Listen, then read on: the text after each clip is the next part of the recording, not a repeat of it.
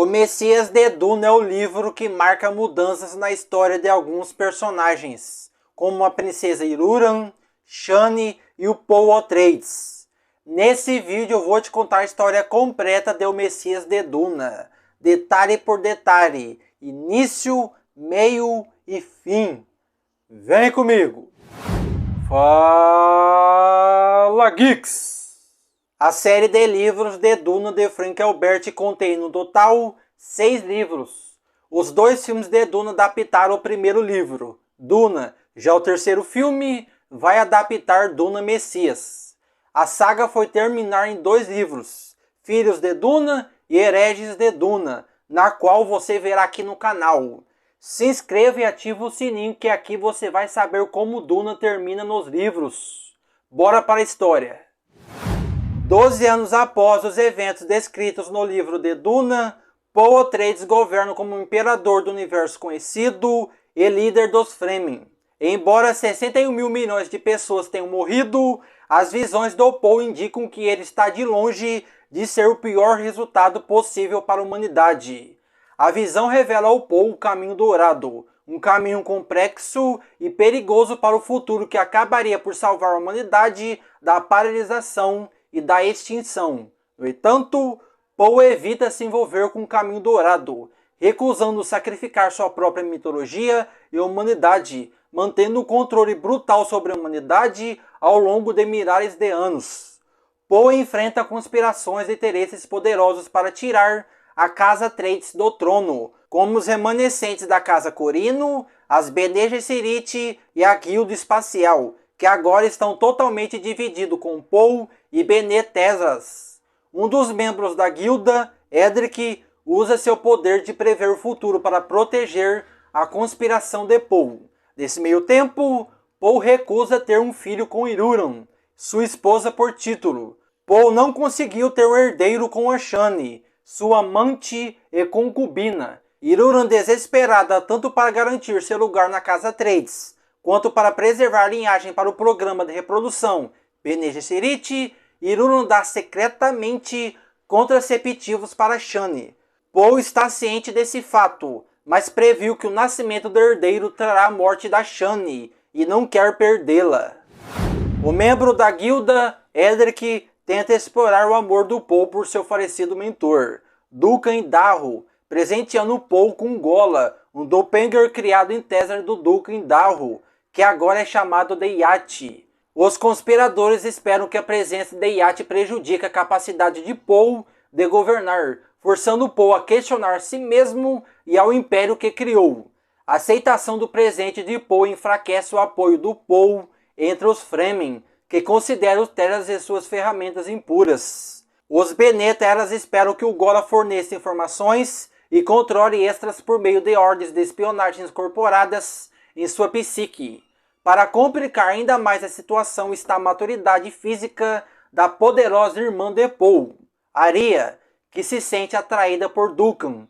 Aria e Duncan investigam o aparecimento de um cadáver feminino perto da cidade. Duncan percebe que o fato de ninguém ter sido dado como desaparecido indica uma trama Terras em que a mulher foi substituída por uma dançarina facial. Duncan também aproveita para roubar um beijo de Alia. Ela fica indignada, mas Duncan apenas ri, dizendo que não aceitou nada mais do que ela ofereceu, fato que ela admite para si mesma em particular. Paul exige ver Mohiam, que teme ser morta, mas em vez disso descobre que Paul quer negociar com ela. Paul se oferece para produzir um filho por inseminação facial, em troca da sobrevivência de Shani e de seu filho. Mohiam, desesperada para recuperar os genes Atreides para o programa de criação Bene Gesserit, teria que violar os tabus da Jihad Botheriana contra o uso de computadores. O Jihad Botheriano é um período de guerra em que os humanos e as máquinas pensantes batalhavam pela galáxia. Voltando, Mohiam percebe que nenhuma criança nascida por inseminação artificial seria candidata ao trono do Leão de Ouro e que a Bene Gesserit nunca poderia admitir a existência de tal criança sem arriscar sua posição no Império. Mohiam decide que deve consultar suas contrapartes da Bene Gesserit em Wallacei. O trono do Leão de Ouro foi o nome dado à sede do poder da Casa Corino, já que o símbolo dessa casa é o Leão de Ouro. 6 semanas depois, Shani, que se mudou para uma dieta tradicional de fertilidade Fremen, é examinada por médico e descobre que sua gravidez se complicou por causa dos contraceptivos introduzidos em seu organismo. Percebendo que Iruran poderia ser o autor do crime, Shani deseja matá-la, mas é impedido por Paul.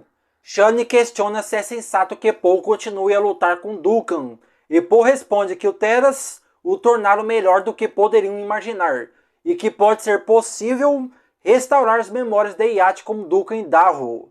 Sem que Paul saiba, este é justamente o plano de Trellas, restaurar as memórias de Iat como Darrow, cumprindo assim uma ambição tecnológica de longa data, e provando a Paul que eles poderiam clonar e restaurar Shani para ele, depois que ela morresse no parto por um alto preço. A filha de Oten, um dos comandos Fedalkin de Paul, pede a Paul para visitar seu pai em segredo. Enquanto Paul percebe que ela foi substituída por uma dançarina facial, suas visões prescientes mostram que revelar isso o levará a futuros que ele deseja evitar. Paul é forçado a admitir a dançarina facial depois que ela pede para ser levada para a casa do Paul, embora ele a coloque sob guarda. Paul então visita Oten. Oten revela evidências de uma conspiração contra Muad'Dib entre os Fremen, alguns dos quais desconfiam de seguir os Atreides, e dá a Paul seu servo Teras, Pijax, que, com uma máquina de gravação, pode lembrar rostos, nomes e detalhes. Paul aceita com relutância, vendo os fios de uma trama Teras. Enquanto os soldados de Paul atacam os conspiradores, outros conspiradores acionam uma arma atômica chamada Queimador de Pedra, comprada do Teras, que destrói a área e cega Paul e outros. Paul consegue manter a liderança alinhando suas ações exatamente com o que suas visões oculares anteriores revelaram. Seus poderes oculares tornaram-se tão desenvolvidos que ele pode prever tudo. Ao viver em sincronia com suas visões, ele pode ver até os mínimos detalhes do mundo ao seu redor.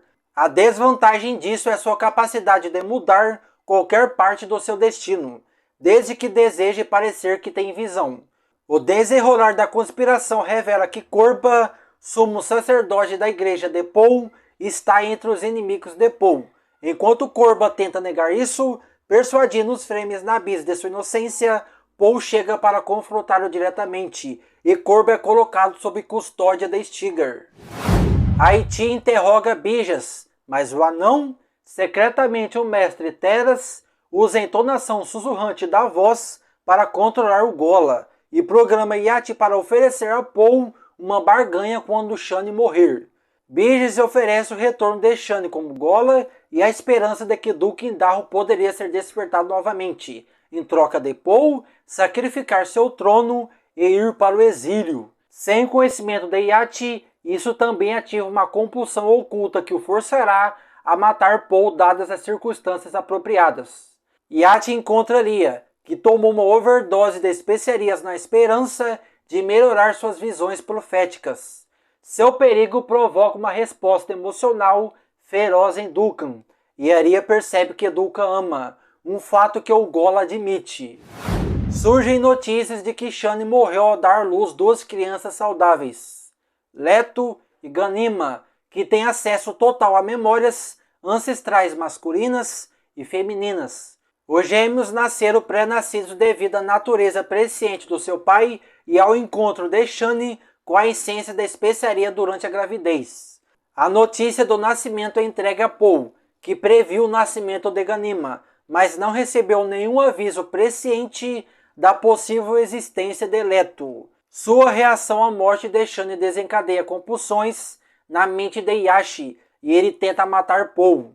Mas reagindo contra sua própria proclamação, o corpo de Iat se lembra de si mesmo e sua memória genética retorna à sua consciência, desenvolvendo Duncan e Darrow à vida.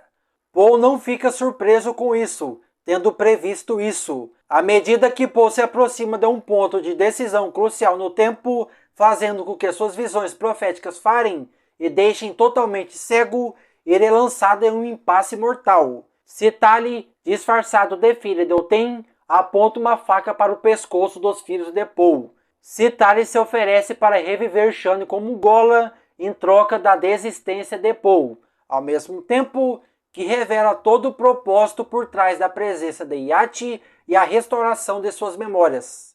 A recusa da oferta resultaria no assassinato dos filhos recém-nascidos de Paul. No entanto, Paul recusa, considerando a possibilidade de que Otteras possam programar um Shane Gola de alguma forma diabólica. Citali também quer todos os bens de Paul na Chuan em troca da vida de seus filhos. Chuan é uma organização que controla os assuntos econômicos. Voltando, Paul explora as perspectivas conscientes de Leto através de sua conexão de linhagem. E, usando os olhos de seu filho, ele é capaz de lançar uma adaga e matar Citali. Agora cego profeticamente e fisicamente, Paul opta por abraçar a tradição Fremen e caminha sozinho pelo deserto, conquistando a fidelidade dos Fremen para os seus filhos, que herdarão seu império.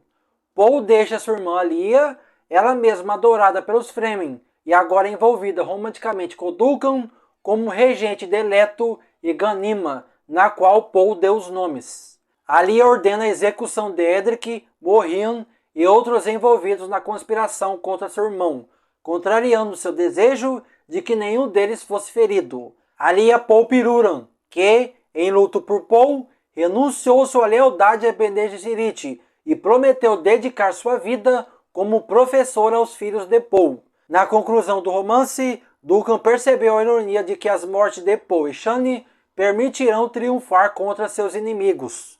A Guilda Espacial e os Bene Teras ficarão mal vistos. A deserção de Irunu da Bene Gesserit elimina a última influência da Irmandade contra os Atreides, e o Paul, evitando tornar-se divino ao caminhar para o deserto como homem comum, garante o apoio dos Fremen à linhagem Atreides. Stilgar interrompe Duncan para sugerir que ele deveria ir até a perturbada Alia, e Duncan vai confortá-la. Stilgar relata que cumpriu as ordens de Alia para executar Morrian, Edric, Korba e alguns outros. Como os principais membros da conspiração estão agora mortos, os filhos de Paul são deixados numa situação aparentemente segura. Agora comenta, o que achou desse livro? O que mais te chamou a atenção? Comente e não se esqueça, se inscreva ativando o sininho. É só assim que você não vai perder quando sair os próximos vídeos dos livros de Duna. Muito obrigado, até a próxima. Fui!